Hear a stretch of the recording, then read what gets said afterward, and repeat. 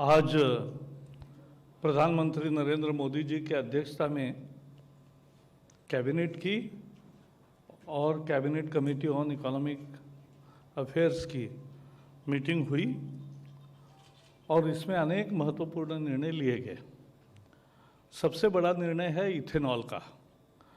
Ethanol का उत्पादन बढ़े और ज़्यादा चीनी उत्पादन की समस्या का हल निकले, इसलिए एक बहुत ही नई अच्छी स्कीम लाई है जिसकी जानकारी धर्मेंद्र प्रधान जी देंगे। दूसरे निर्णय में पारादीप बंदरगाह, उसमें बड़े बड़े जहाज आने की पर्याप्त व्यवस्था पीपीटी और बीओटी तत्वों पर होना, ये भी निर्णय हुआ है, उसकी जानकारी मांडविया जी देंगे। दो निर्णयों की जानकारी केवल मैं दूंगा। देश में जो औद्योगिक विकास हो रहा है उसमें औद्योगिक शहरों का विकास हो नए सिरे से, खास करके फ्रेट कॉरिडोर 2 बन रहे हैं जिसमें माल ढुलाई बहुत अच्छी तरीके से होगी। तो जहां माल ढुलाई होगी उस कॉरिडोर के साथ जहां एक्सप्रेसवेज है, जहां बंदरगाह है, जहां रेलवे की बड़ी सुविधा है और जहां एयरपोर्ट भी है, ऐसे जगह औद्योगिक शहरों का और क्षेत्रों का विकास करने का एक महत्वपूर्ण निर्णय कैबिनेट इकोनॉमिक अफेयर्स ने लिया है। तो 7,725 करोड़ के लागत से, और जिससे लगभग 3 लाख रोजगार पैदा होंगे, ऐसी योजना को आज मंजूरी मिली है। कृष्णपट्टनम जो बंदरगाह है पूर्व में, वहाँ 2,139 करोड़ के लागत से ये औद्योगिक प्रक्षेत्र का विकास होगा। तुमकुर में 1,701 करोड़ के लागत से कर्नाटक में है। ये industrial Chennai Bangalore industrial corridor जो है, चेन्नई बंगलोर के बीच में जो सारा इंडस्ट्री का विकास होना है, उसके ये 2 महत्वपूर्ण आधार है। तो कृष्णपट्टनम में 1,701 करोड़ की लागत से होगा। और कृष्णपट्टनम में जहां 98,000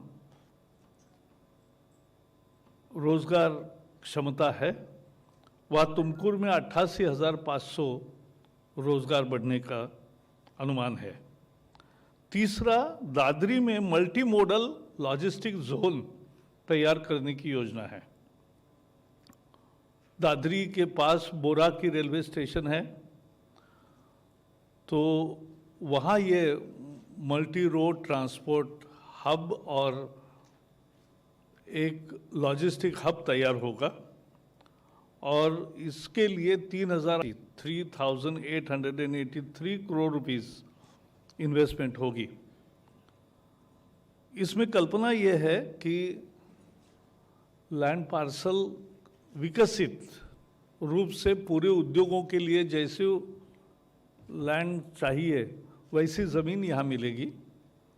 वहाँ नए उद्योग आएंगे, नए औद्योगिक शहर एक तरह से तैयार होगा जो सस्टेनेबल भी होगा और एक ग्लोबल वैल्यू चेन का ये हिस्सा होगा।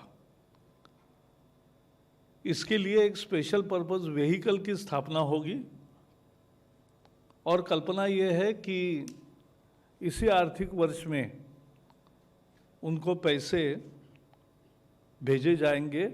ये जो एसपीवी है, ये राज्य और केंद्र सरकार की मिलकर बनती है और ये जो करेंगे, इससे देश के औद्योगिक विकास को एक बहुत अधिक गति मिलेगी। विदेशों से जो निवेश आ रहा है, नए इंडस्ट्रीज आ रहे हैं, उनको ऐसे ही जगह चाहिए उद्योग के लिए कि जो उद्योग रेलवे भी नज़दीक हो, एक्सप्रेसवे भी नज़दीक हो, पोर्ट एयरपोर्ट की फैसिलिटी हो, एक जगह बड़े बड़े गोडाउन्स हो, वहाँ से सीधे जहाँ पहुँचाना है वहाँ पहुँच जा सकता है और माल ढुलाई अच्छी होगी, फ्रेट कॉरिडोर होगा। तो ये जो सब सुविधाएं जहाँ है, वही नए औद्योगिक विकास हो, ये इसकी कल्पना है और इस दिशा में ये एक महत्वपूर्ण निर्णय है। एक दूसरे निर्णय में ये 3 देशों में नए एम्बसीज तैयार करने का, मिशंस तैयार करने का निर्णय किया है। आपको पता है मोदी जी ने सभी देशों के साथ अच्छे संबंध की हमेशा पैरवी की है और उन्होंने हमें मंत्रियों को भी एक काम में लगाया था कि जहां 70 साल में कुछ देश ऐसे थे कि जहां कोई मंत्री नहीं गया था, वहां सभी मंत्रियों की ड्यूटी लगाई और वहां जाके आए। अब ऐसा एक भी दुनिया में देश नहीं कि जहां भारत का मंत्री कहीं नहीं पहुंचा है।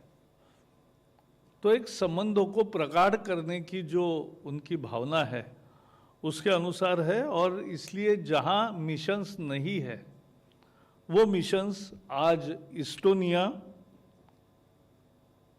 डेनमार्क से आते हैं, तब लगता है रूस का अंतिम हिस्सा है तो उसके आगे है। ये इस्टोनिया देश है, पैराग्वे है और डोमिनिकन रिपब्लिक है। तो ये 3 देशों में ये 3 मिशंस भारत के जाएंगे और इससे ज़्यादा व्यापार, ज़्यादा मानवीय सारे कल्चरल सांस्कृतिक संबंध और बाकी एक दूसरे के बहुत सारे आदान प्रदान, ये काम बढ़ेगा। इससे दोनों देशों को फायदा होगा। तीसरा एक आखिरी विषय है कि इंडिया और भूटान के दरमियान जो सैटेलाइट गए हैं, जो आउटर स्पेस है, उसके बारे में एक सहयोग का MOU हुआ है। वो उसका भी प्रेस रिलीज दे रहा है। टेक्निकल है थोड़ा, लेकिन बहुत महत्वपूर्ण है, अहम है, हमारा पड़ोसी राज्य है। तो ये आज के निर्णय है।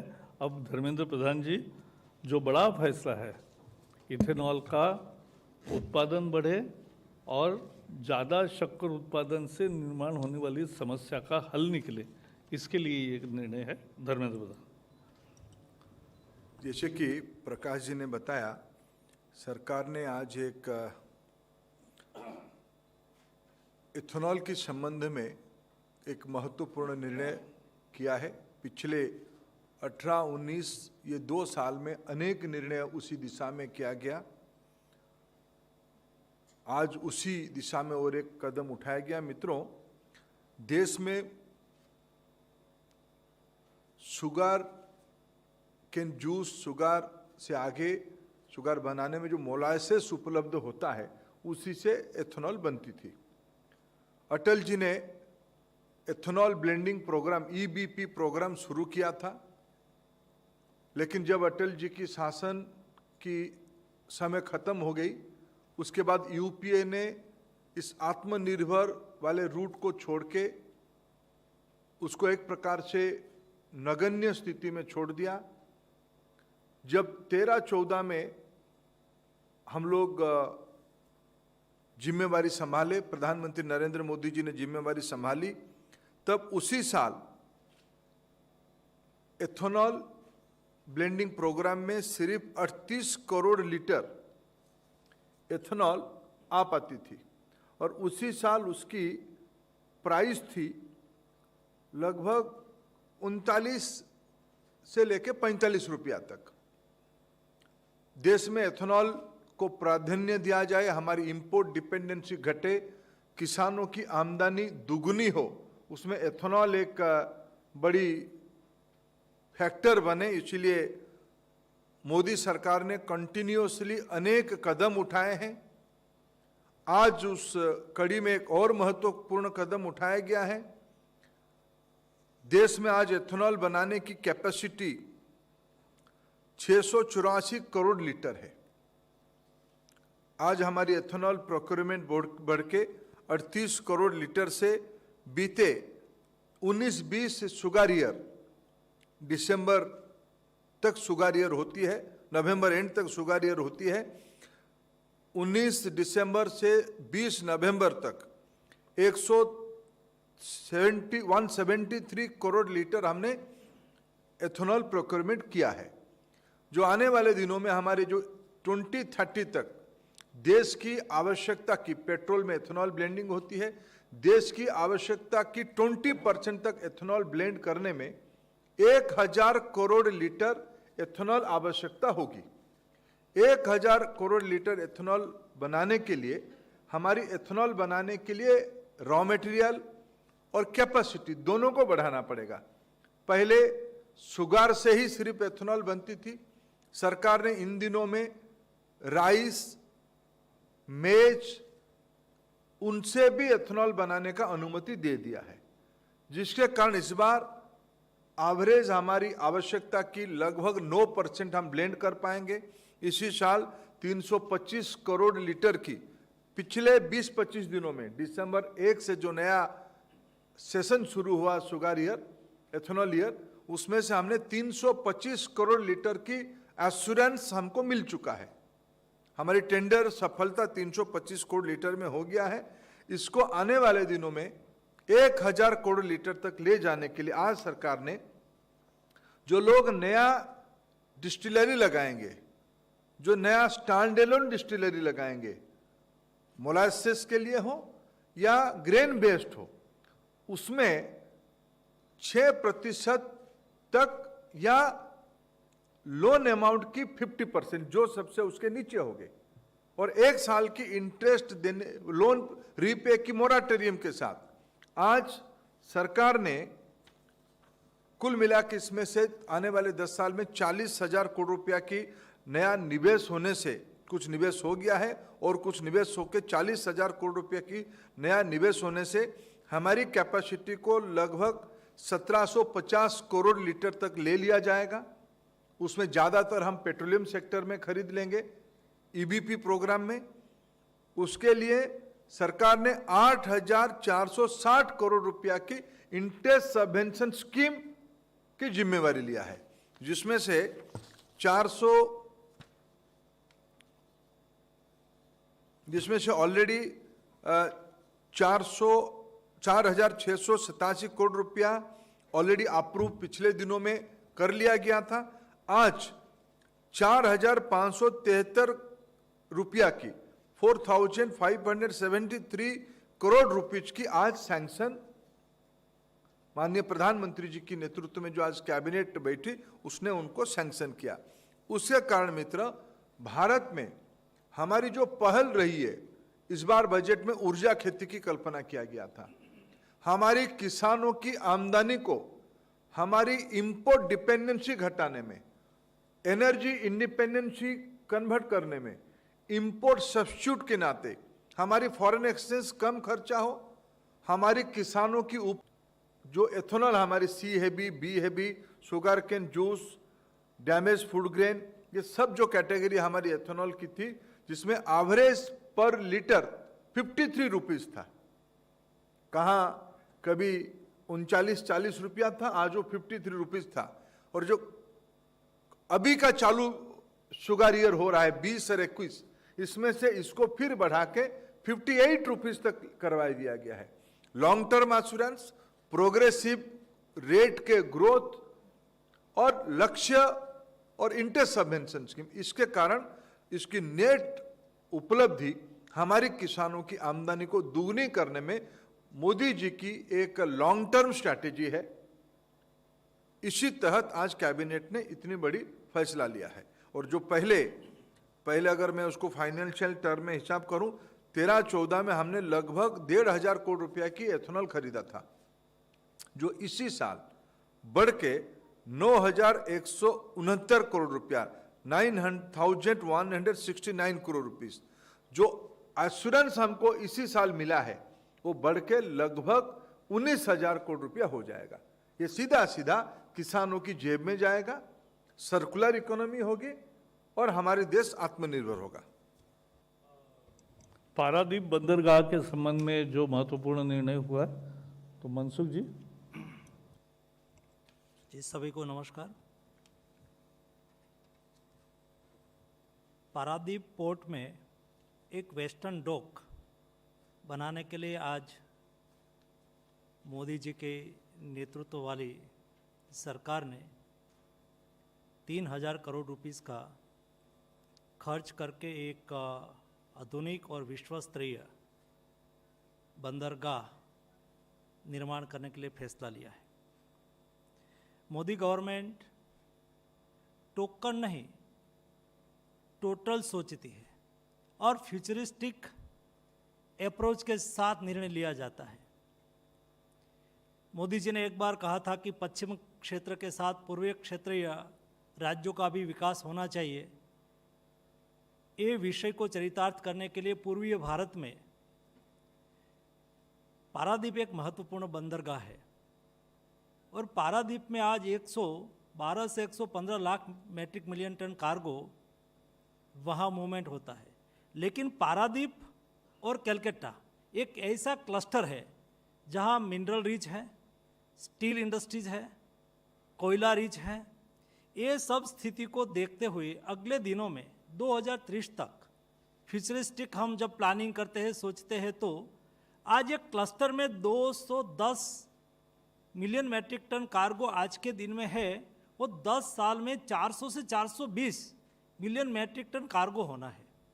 आज दुनिया में बिजनेस, एक्जिम, ट्रेड वो कॉम्पिटिटिव है और सभी देश अपने लॉजिस्टिक कॉस्ट बचाने में लगे हैं।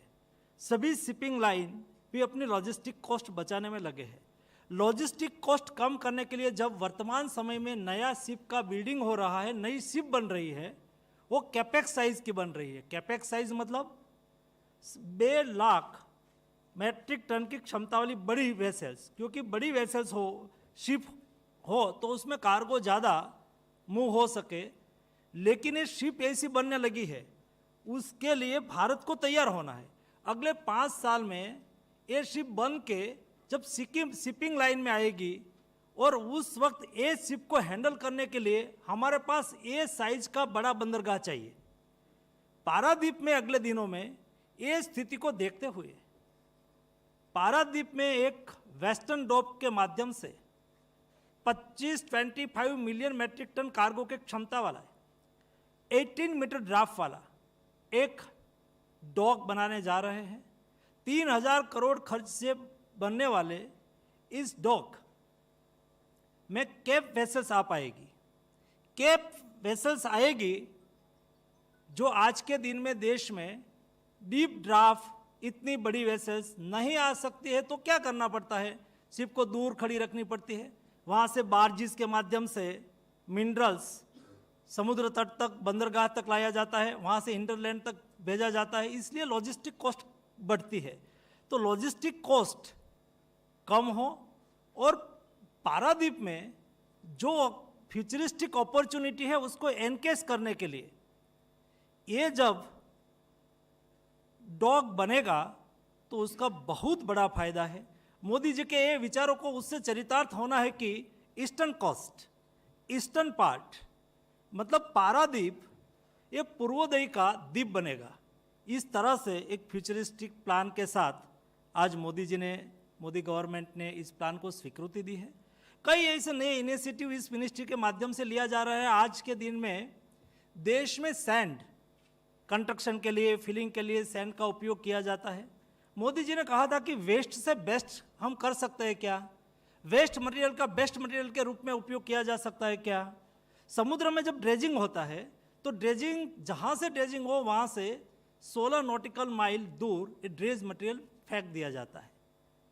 मोदी जी के मार्गदर्शन में हमने ये निर्णय लिया कि ये ड्रेजिंग मटेरियल, दुनिया में ये प्रैक्टिस है कि ड्रेजिंग मटेरियल को रिसाइकल करके रीयूज किया जाए। ये ड्रेजिंग मटेरियल को समुद्र तट पर लाके उसको रिसाइकल करके उसका उपयोग करना मिनिस्ट्री ने, बंदरगाहों ने शुरू कर दिया है। ये एफर्ट लास्ट साल से लिया गया है। आज मुझे कहते हुए खुशी हो रही है कि 86 करोड़ रुपीस का ड्रेजिंग का वेस्ट मटेरियल बेच चुके हैं हम। अगले दिनों में उसको आगे बढ़ाते हुए परमानेंट मेरे यहाँ 1,000 करोड़ जैसी कॉस्ट से मेंटेनेंस ड्रेजिंग होता है। ये मेंटेनेंस ड्रेजिंग का मटेरियल बेच के भी एक इनकम खड़ी करके हमारा बंदरगाह को हम सस्टेन करेंगे। बंदरगाह के पास इनकम होगी तो कार्गो कम रेट से हैंडल करेंगे। कार्गो कम रेट से हैंडल करेंगे तो लॉजिस्टिक कॉस्ट और कार्गो मूवमेंट्स का खर्च और बंदरगाह से कार्गो पर लगने वाला चार्ज कम होगा तो ज़्यादा कॉम्पिटिटिव होंगे। मोदी जी के नेतृत्व में वेस्ट से बेस्ट की ओर जा रहे हैं। मोदी जी के नेतृत्व में वर्ल्ड क्लास इंफ्रास्ट्रक्चर डेवलप हो रहा है। मोदी जी के नेतृत्व में ईस्टर्न कोस्ट पूर्वी भारत का उदय हो रहा है और सारा देश एक साथ में आगे बढ़े, प्रगति करे, इस दिशा में ये लिया गया निर्णय है और इस निर्णय से हजारों और लाखों लोगों को रोजगारी का अवसर भी प्राप्त होगा। धन्यवाद sir. Friends, now we can take your questions. अगर आपके क्वेश्चंस हैं, you can raise the placard number 25।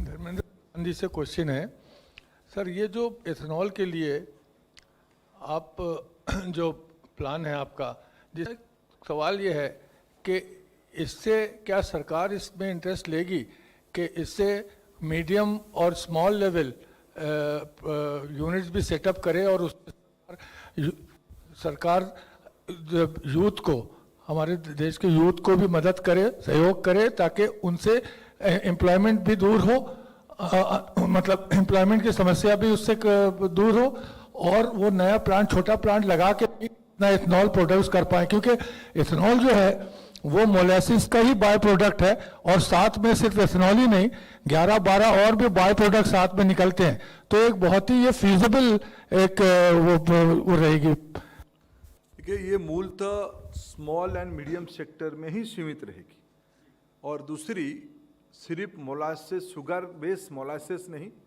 हम लोग आगे जाके उसको, अभी तो हम लोगों ने राइस और मेस इस दो को रॉ मटेरियल करके यूज करेंगे, आगे चल के व्हीट, बार्ले, स्वीट गम, ये सारे में भी होगा।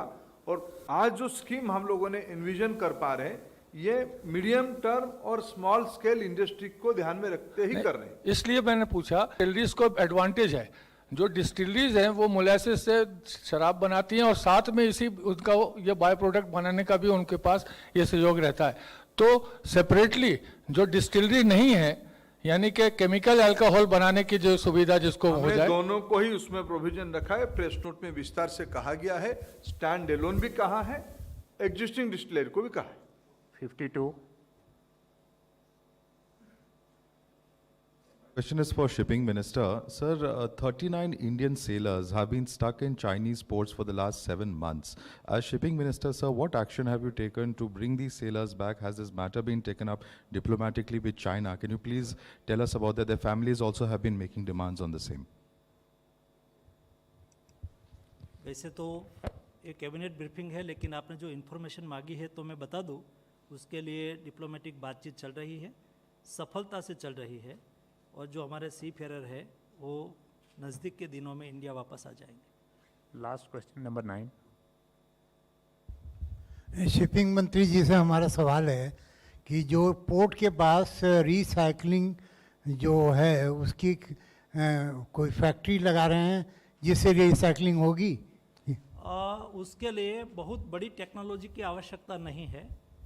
बहुत कम कीमत में छोटी सी इंडिजीनियस टेक्नोलॉजी से रिसाइकलिंग करना मतलब साफ़ करना, उसको जो सॉल्ट वाटर से आता है उसको बाहर के जो वाटर है उस वाटर से साफ़ किया जाता है और बाद में उसका यूज़ किया जाता है। दुनिया में ये प्रैक्टिस है और यहाँ एक कई लोगों ने शुरू कर दिया है। रिवराइन पोर्ट है, वहाँ ये भी आवश्यकता नहीं होती है क्योंकि रिवर में जो पानी होता है वो सोल्टी नहीं होता है, तो वैसे ही वहाँ से निकाल के उसको बेचा जा सकता है।